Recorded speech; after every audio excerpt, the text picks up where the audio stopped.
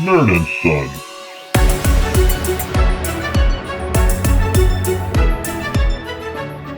Hello, this is the Nerd and Son podcast. I am Nerd, I am Ralph. I am Son, I'm Connor. And he's Nerd Talk. Go ahead. We're so bad at this.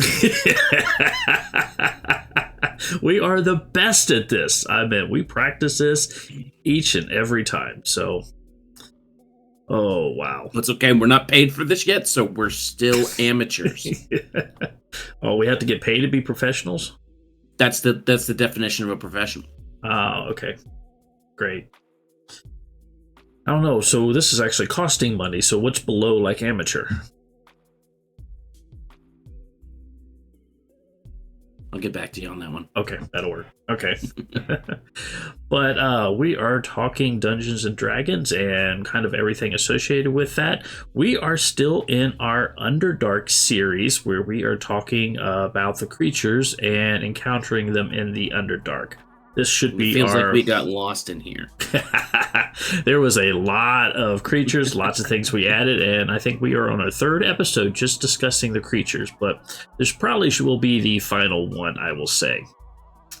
Well, with our list rapidly dwindling down, I think that this will be our last one, unless we are really milk that content. I don't know. I mean, we've already got done with the Underdark cows. That was like 2 episodes ago, so... Okay. So, we actually got done talking on our last episode with the Svirfneblins. The Silos... Oh, man, I can't even pronounce it. The Surians. It's your penis creatures that you can't stand. So, yeah, exactly. Okay. Now we are to Q, and this is Quaggoths. Okay? Mm-hmm. Now, these are basically tall and bulky humanoids with beast-like features. They have long, shaggy white hair covering their entire body. Some paint their fur to better camouflage themselves while they're in the Underdark, instead of being like the bright white. But mostly, they just... I consider them like Underdark apes. I can see that. My thing is that every time you look them up, if you look them up, all of their stuff shows them being green. See, I don't... All the stuff I have done before and everything like that, they look like apes to me, even though they're actually called deep bears. To me, and the pictures... they definitely don't look like bears. Yeah, they don't look like bears at all. So, now, to me, this is going to be just a very... And the way I've played them before are a very primal, nomadic group of basically humanoids that are very hunter-gatherers. And yeah, they will, if they see you, they will attack, rip you apart, and then cook you and eat you for food. As soon as I saw them, I immediately thought of the Ultimate Spider-Man Green Goblin. No, it's not ringing a bell. He looks like a Quaggoth. He's just big, bulky, huge guy. Okay. Covered in fur? I mean, it's a comic, so like, sure, could be. Oh, okay. But yeah, these are actually nice. To me, these are roaming groups. You can run into like a lair of them, but it's definitely a random encounter creature. This would be more of a random encounter creature. Mm-hmm. I mean, the more that we talk about a lot of these creatures are not random encounter creatures, we're ended up talking about a lot of random encounter creatures. But yeah, and the way I introduced these before, they were just like Roman bands, or they were a surprise encounter with the group that when we were in the Underdark. So very easy, straightforward battles, nothing really hard or anything about them, but yes, they are very aggressive in their moves. Okay. And yeah, it just makes for an interesting encounter of something white and furry moving through the dark. Yep, absolutely. So, which I mean, if you don't have dark vision, then like you can't really tell. Yeah, you can't really tell. So yeah. So okay. Now the next creature here, I know of them, but I've never actually used them in my games. Okay. Now these, and maybe because I haven't used them in my games, because I can now I can never pronounce their name correctly. Go ahead, try. Svirfneblin? Oh my gosh. Nebin. Svirfneblin. Svirfneblin. Smurf with an M. Smurf. Or you can just call them deep gnomes. They are deep gnomes, yes. And yeah, honestly, I think I've never used them because I have a terrible time pronouncing names, and this would be one of them. Okay? Yeah. Yeah, but basically these are your gnomes from the Underdark, your deep gnomes, okay?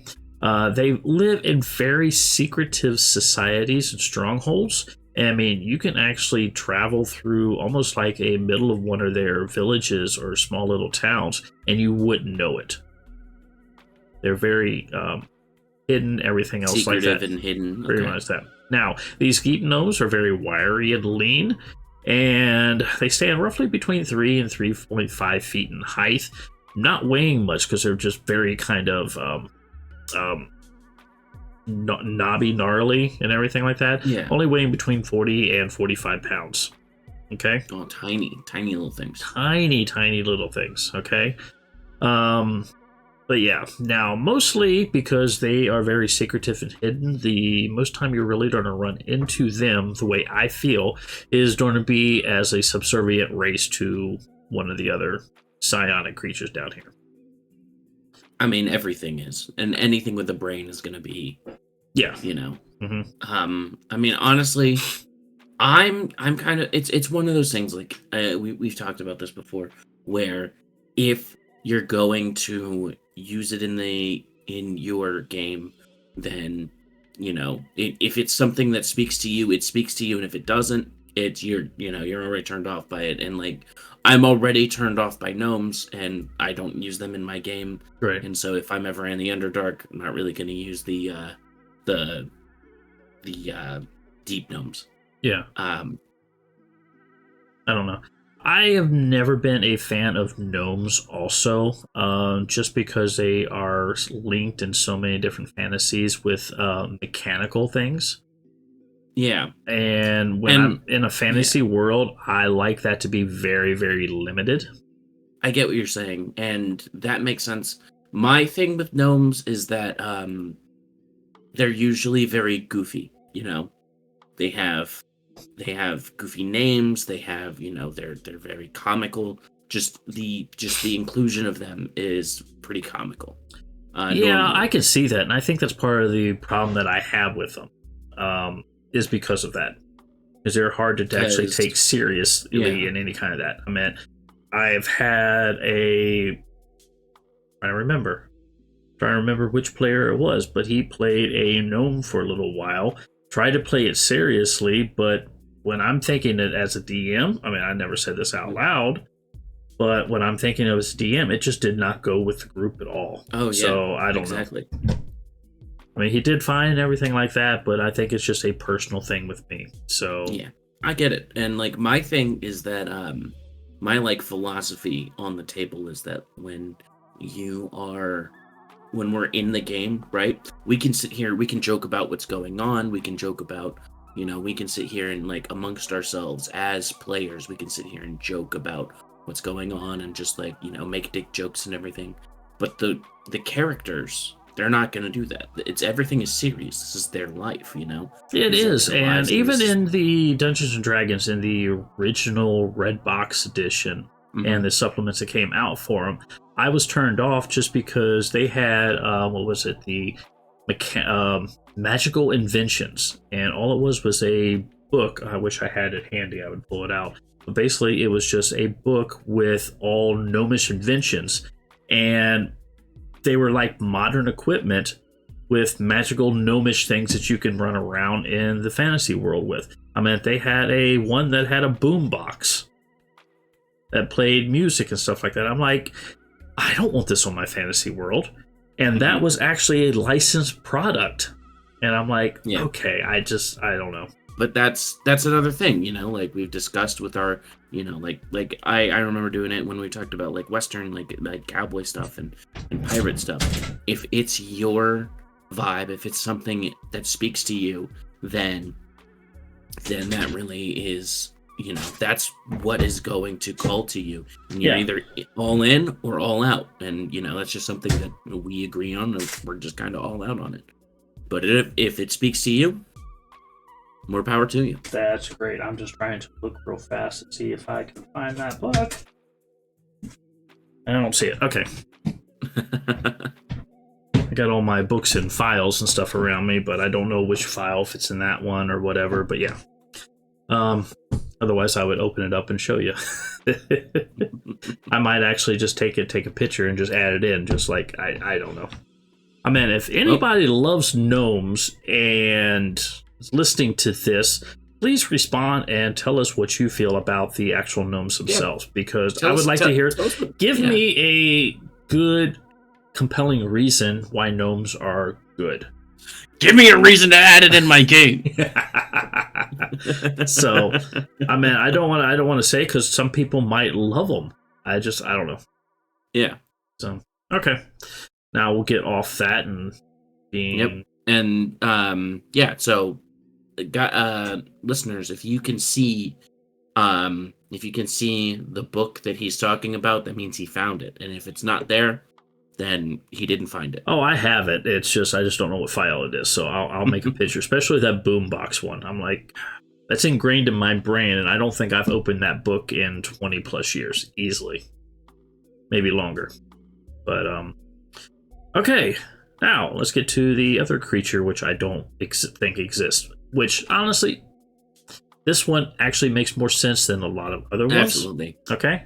But now we are back to a giant race, and this is going to be stone giants. We went from the little guys to the big guys. Yes, stone giants. But do I think that they are a super deep Underdark creature? No, I don't. Same reason that we were having issues with giants before. These are very small caverns in a lot of places. I mean, some caverns are absolutely huge, don't get me wrong. But I don't know. I think that's more, once again, my bias in the fantasy world. But I can see them carving out their own lairs, caves, and stuff like that underneath the mountains and hills and stuff, where they actually raid and live by the surface. So, but yeah, so definitely that like upper level of it. Yes, that's where I personally see them. But I mean, being in the fantasy world and being able to portal things in and stuff like that, you can have some of your mind flayers and whatnot could have some of these as bodyguards. That's true. Okay. Because, I mean, they could be using them to carve out their big fortresses down in the huge caverns and whatnot. So that would be helpful that way. So, absolutely. But, yeah. Well, yeah. Other than that, the stone giants are pretty much going to be the same way as their surface dwelling. They're big giants. They are just big giants. Made out of stone. Okay. So, now, next one that we have here, okay?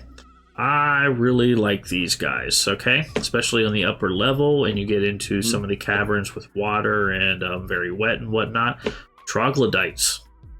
Troglodytes. Okay? Yes. So, now these are shorter than humans, average standing between... it says shorter than humans on average, standing between 5 and 6 feet.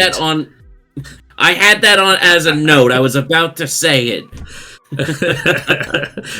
Troglodytes are shorter than humans on average, but we're gonna say the average height of a person. So. Yes, between 5 and 6 feet. That's awesome. I don't know why I didn't see that before, but yeah, that was in some of my notes that I took over. But and also like these, with spindly but muscular arms, squat legs, and long slender tails. Basically, their bodies are coated in rough leathery scales. Basically, these are your lizard people. At least that's the way I see them.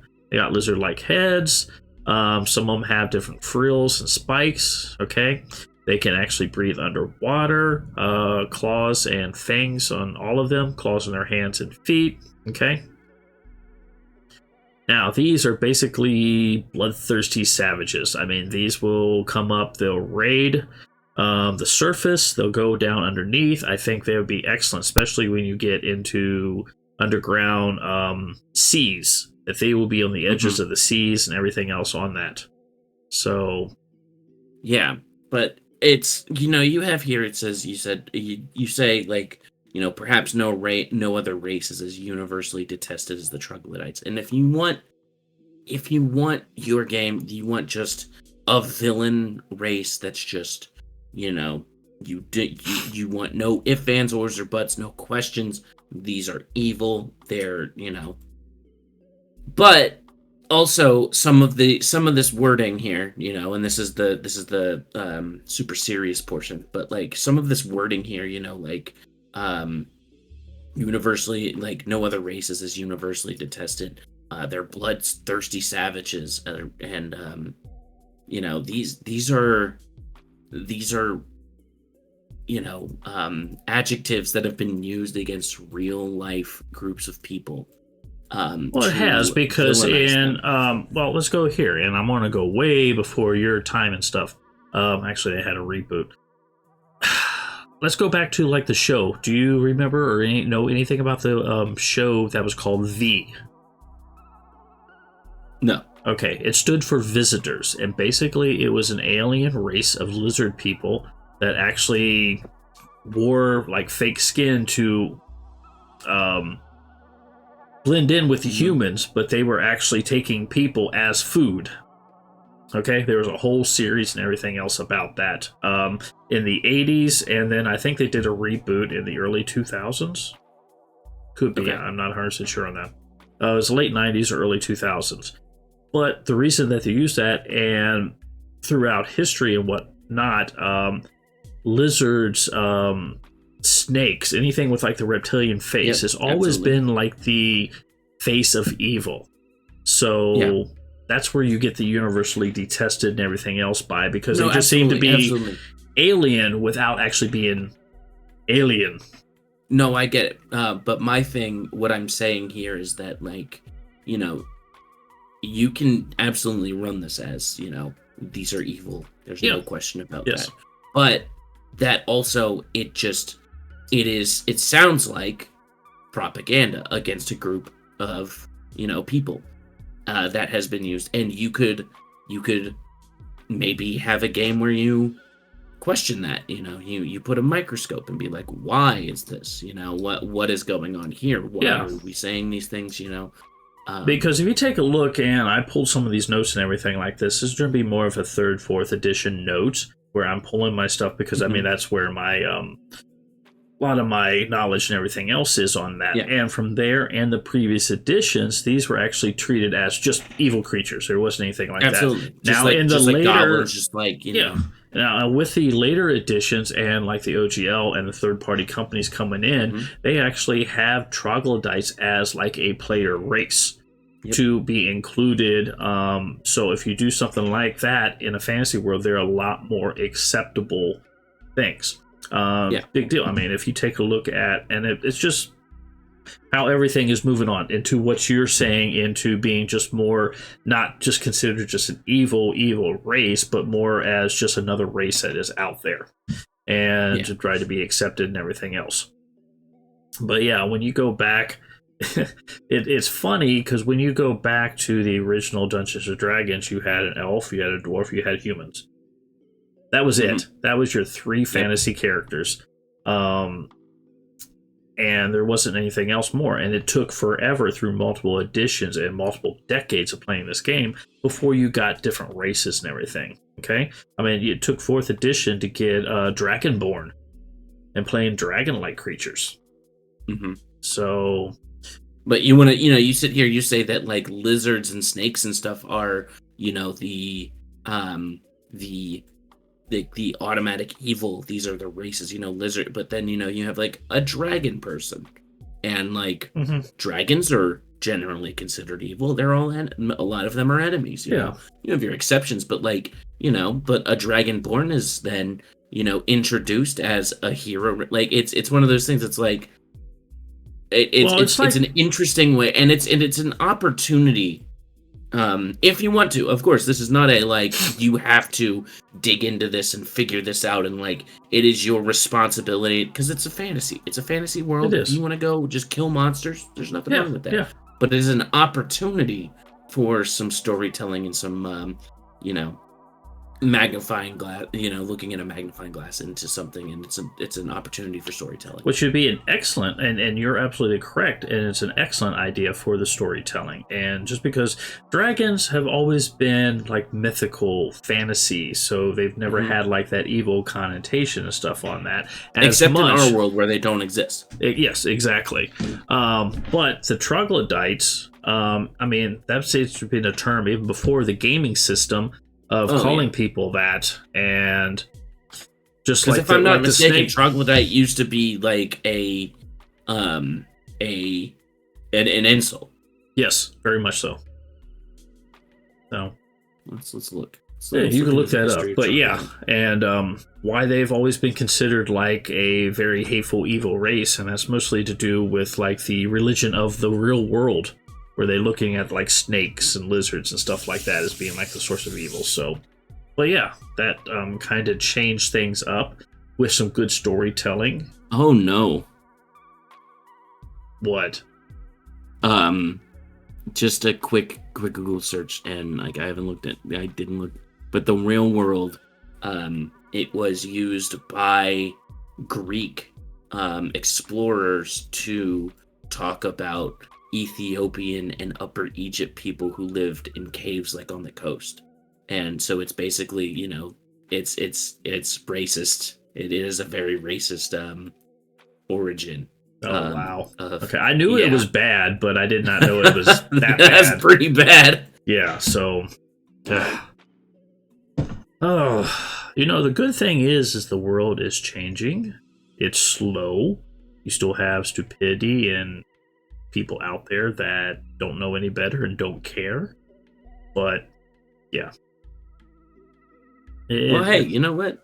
Look, it's all about learning. It's all about growing your experience and being open to, changing your ways and your language and stuff as, you exactly. And adapt. Yep.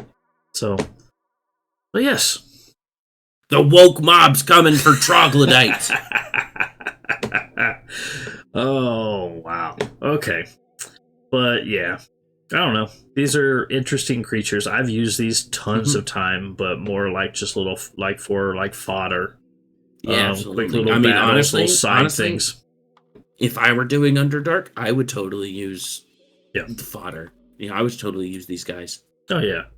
Sometimes you got to slow down the game, and sometimes you just have to throw fodder out to slow down the game, and this is one of them as a quick, easy encounter. Still fun, but yeah, it's still good. But yeah, going into these will have more of a layers, more setups. You can use these as standard creatures for random encounters, but you can also run into different layers, different areas where they are controlling everything. So lots of things you can do with them. Absolutely. Okay. Now, next creature. Okay. God, I wish I could remember the name of something, but we'll get to that in a second. Next creature, Umber Hulks. Yep. This is a standard Underdark creature. I actually... Another random encounter creature. Yeah. I'm trying to think which way No, I don't know. Last time I used an Umber Hulk. Okay, let me go back. Are you familiar with the Shannara series? Shannara? No. Okay. Nope. Now the third book... What's the Shannara with you? Now the third book in the original trilogy is the Wish Song of Shannara. Or Shannara. I apologize on the misspelling, okay? And in that book, and I can't recall the name and everything right now, but in that book there was a warrior that was constantly looking for the perfect battle, his most even match and everything like that. And they ran across a creature, and then when they described the creature in the book, it was an Umber Hulk. To me. Okay. I think it was a little bit different in the book, but to me, the way they described it, it was an Umber Hulk, okay? And Umber Hulks are basically a cross between like a gorilla and a beetle, okay? They have like a huge pair of mandibles that fill their mouths. They usually have 2 sets of eyes evenly spaced about, kind of compound eyes on their heads. Their forehead, I mean, they kind of look kind of like an ape-like beetle with extremely bulky features and everything on there too. Now, these things are huge and muscular, weighing anywhere between like 1,000, 1,500 plus pounds. Okay? A car. Pretty much. Okay? And where I was going with the previous story is they were going somewhere, and I don't remember if they were underground, above ground, or whatever, but that warrior found one of these creatures, and they decided to battle. Okay? The rest of the party moved on. Okay? And then they'd finished the story, and then when they came back through that area, they found the warrior has fulfilled his dream because he died in battle along the same time as that creature was killed. So it was like the most perfectly even battle. Okay? And it was memorable because, well, first of all, they didn't really talk about it or show it or describe it. Okay? Mm-hmm. But they alluded to how much of the battle it would have been for him to be evenly matched with all of his other previous battles. And I kind of like the way the setup and then the delivery and everything of that. But to that reason, that actually kept that kind of creature in my head. And I use these as basically big, bulky creatures that, when you look at the game stats, they're not as smart. They're just kind of like straightforward. But because of that book and reading that as a teenager, see, that's how old and stuff this book goes back. I was reading that in high school. Ancient. Yeah, thank you. I use these things as smarter tactical creatures who are fighting. So, but yeah, it is a very good solo creature that they can use roaming, attacking, or once again, in servitude to another power as like a bodyguard or a frontline warrior. Yep. So, my note for this creature that I have is that if this was just a little more stylized, it would be a great Pokemon. Needs the eyes a little bigger. Yeah. Okay. But just change up a little tiny bit of these of the proportions here, and like it's great. Okay. Well, you need a Underdark character name. I mean, I'm sorry. Well, I can't talk here. You need a Pokemon character name for it. Okay. All right. What would your Pokemon?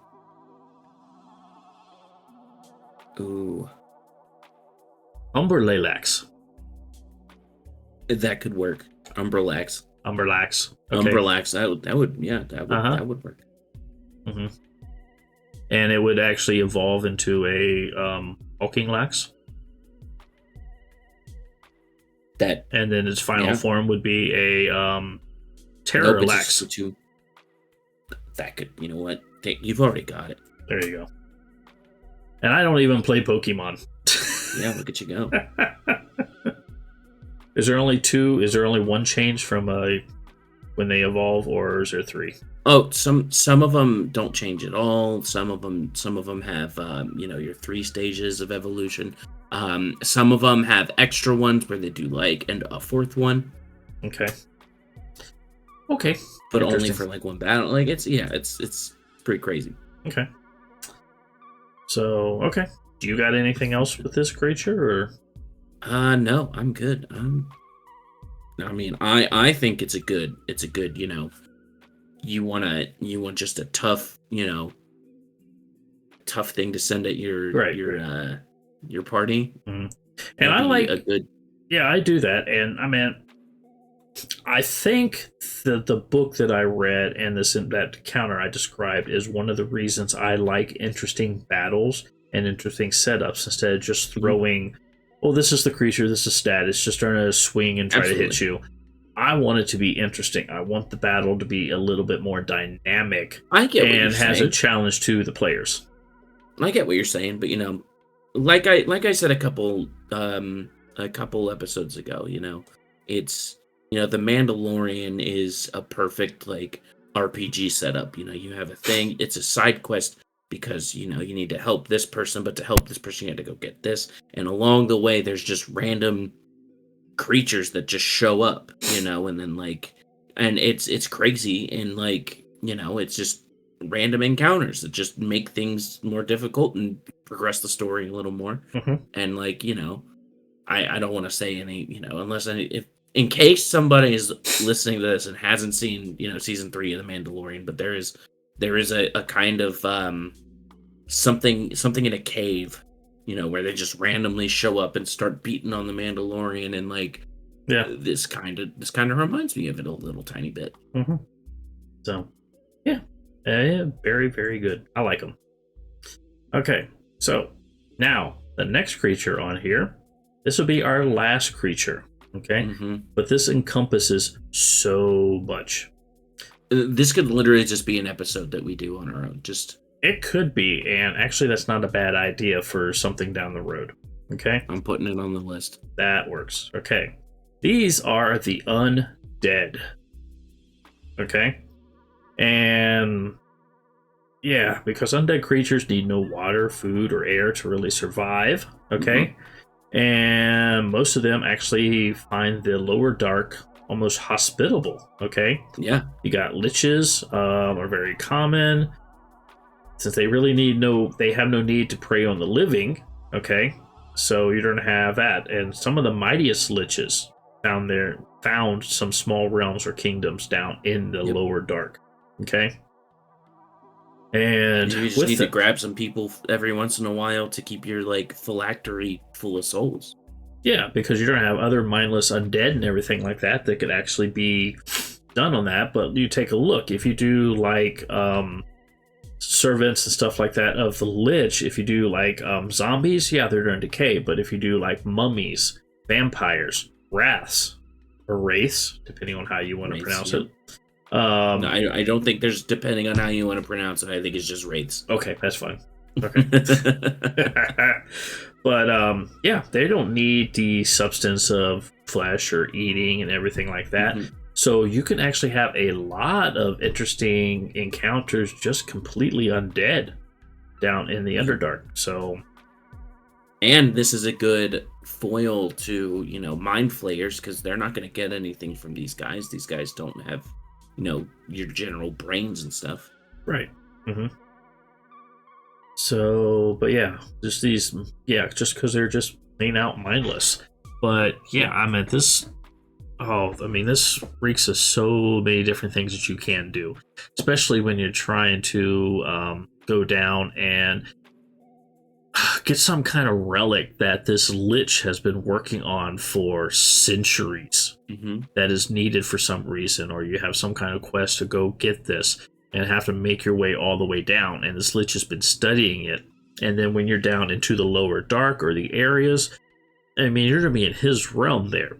Okay, because the lich could have portals, so have other undead, and especially if you're dealing with different ghosts, apparitions, or whatever, that kind of makes the fights really interesting because they can go in and out of the side of the caves. You can't go through there. Yep. Helps with the different attacks and whatnot. So, or you could have like the ultimate vampire lord, and they send their minions up to the surface, gather the prey to bring the prey all the way back down to serve the vampire lord. So, and you don't have to worry about the sun when you're miles below the ground. Now think of this, and this could be another adventure setup with the undead, is you get to this large cavern, okay? And this cavern is surrounded by a huge lake, wall to wall to the lake of the cavern, okay? But in the middle there is a small island, and on that island sits a pyramid. Okay? And that pyramid is filled with mummies, okay, and wraiths and undead and everything on that too. So you can kind of get almost like your Egyptian theme game and stuff like that in the Underdark. Okay? Yeah. And then maybe in your campaign world, the Underdark in this area is where that kind of religion comes from. So, if we go down to the Tomb of Anubis, you have to do it anything that way. So, that kind of makes it really interesting. So there's so many different possibilities that are coming in Yeah. down here. So Yeah, literally, the possibilities with Undead are endless because they're such a wide and varied they're so wide and varied that like you could literally have anything. You want a dragon? Well, there's an undead dragon. You want, all an undead powerful wizard? They have those. You want just your mindless zombies and like literally any creature has its, undead form. exactly. And also too, which is nice because if you do a complete undead like campaign, that would actually help with like a cleric to shine because there are lots of instances where you're doing some kind of game in the surface and you're not encountering that undead. So every time one does pop up, your cleric just all of a sudden it's just gone. Don't have to worry about it. Yep. But if you have hordes upon hordes upon hordes of undead, yeah, that cleric can actually shine and do a lot of work, but it's also limited on how many times it can actually turn or destroy or whatever. So that would actually add a whole wrinkle and complication into what you're trying to do. Absolutely. So, but yeah. Okay. Other than that, I think that is it on creatures. I mean, other than that, you can have anything else down here at all. I mean, one of the other things we didn't really talk about was like dragons. Well, there's no such thing as dragons, so. In the world, but yes, those large lizard cows. They're lizard cows. Sure, yeah. Yes. But no, those can actually make their realms and caves and live centuries alone without being disturbed, and you can come across them in the Underdark. So, big, fat, rich lizard cows. Yep. Okay. Awesome. So, okay. Now, do you got any other thoughts or anything else like this at all? No. Wrapping up for the Underdark, this is definitely a like certain fantasy that you have. You have like this is the grim dark kind of like dank caves and stuff. Like this is you can have just so much happen down here, and it is definitely a whole wide breadth of opportunities for storytelling. It is. I mean, it creates a thing too. It's great for storytelling. The Underdark also too is actually great for the person that is not as comfortable running an open campaign where the players have ultimate choice, because if you're going down through your cave system, that honestly kind of becomes very linear. Yeah, and especially with novice DMs or anything like that, or people still trying to get comfortable with let the characters do whatever they want in a really open game, this could actually help control that for some of those DMs. It could. It also, let's say you don't want a story. You just want to play. Heroes fighting monsters, and like there's no nuance, no nothing. You go into the Underdark with the intention of everything down here wants to kill you, everything down here is evil, and you could run with that. And there's nothing wrong with that, because it's, that's the expectation you're setting out there. It is. And I have a second edition AD&D game module, kind of a DM thing, and this gives kind of an interesting twist to the Underdark. This is called Reverse Dungeon. Okay? Okay. And I'll have to pull it up because I got to find that one too. I have so much crap. But basically what it does is you are in the games are the monsters. Okay. Yeah. And the evil creatures coming in to steal your hoard are PCs. Okay? Or NPCs. So it's your game. So it's your... basically, in the game, you're the monsters. You have to repel these NPCs coming down to take your treasure and hoard. So it kind of gives there's a game series that's just that setup. I don't know. I just know this is an AD&D thing that actually came out in the 90s, I think. And it's just called Reverse Dungeon. Very, very interesting in doing things that way. So absolutely, tilting everything on its head. Yeah. So that kind of gives you different options and stuff there. So, but yeah, I mean, the Underdark is just as endless as the above ground world. Yep. I my only feedback you really get is don't be afraid of running games down here. There's really no difference except you have a ceiling. Other than that, you can do pretty much the same thing. Don't be afraid of the Underdark, but always be afraid of the dark. Yes. And I think with that, I think we're good to go. You know? I think we are too. I don't. Now, let's say somebody wants a pepper so hot that they can eat it while they're in the Underdark, and then spit a cartoon fire out of their mouth to light the way to go ahead. Okay. Where would they find out about peppers?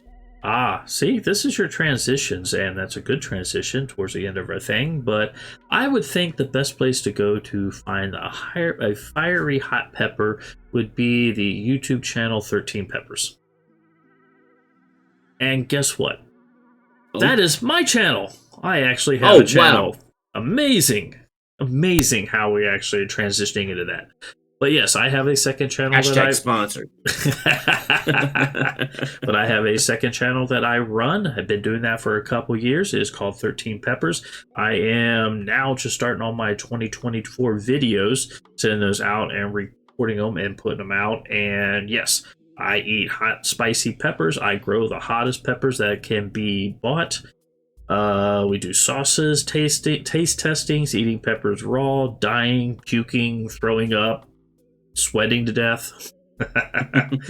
But we have fun doing it. But yes, that is 13 Peppers. And if you're actually ever interested in pepper seeds to grow your own, 13peppersbyralph.com. I actually sell all the seeds from the peppers I grow. And I'm trying to count the varieties I have this year. I do believe it is a minimum of 150. Nice. My first garden video walkthrough that should be going live here tomorrow, I think. From the day that we're recording this here. Just stay tuned. Only my back half of my garden I did a walkthrough, and I was 56 different varieties, and I still have the other half of the garden to walk through. My whole new pepper bed, which is just 7 pot peppers, running so many different varieties of that this year, and everything else. So hey, watch that if you want to. Okay, thank you for the transition. I like it. So all right. Okay. Do you have anything? Nope. No pluggables. No pluggables. Nothing to plug. Nothing to plug. Okay. So have you had anything happen in your life here recently? Nope. Nope. Okay. Nope. Okay.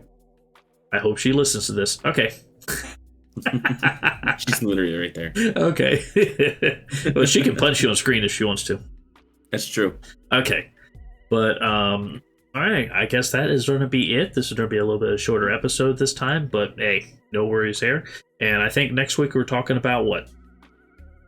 The Fantasy Flight Games Star Wars RPG system. Awesome. I think that would actually be fun.